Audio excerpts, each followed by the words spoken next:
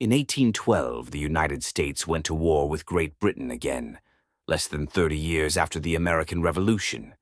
Many Americans were angry because British ships were stopping American ships and taking U.S. sailors. This was called impressment. Americans also believed the British were helping Native American tribes fight against U.S. settlers in the West. One powerful Native American leader was Tecumseh, a Shawnee chief. He worked to unite many tribes to stop U.S. settlers from taking more land. Tecumseh and his warriors fought alongside the British during the war, hoping to protect native lands.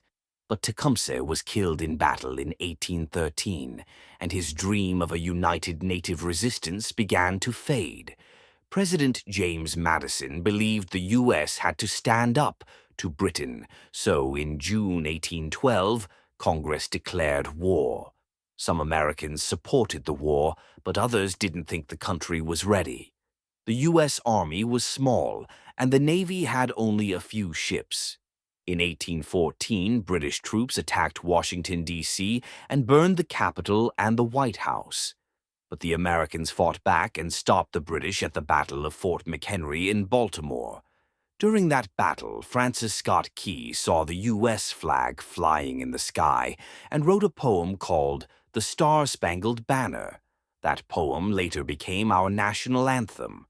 Later, in January 1815, General Andrew Jackson led U.S. soldiers to a big victory at the Battle of New Orleans.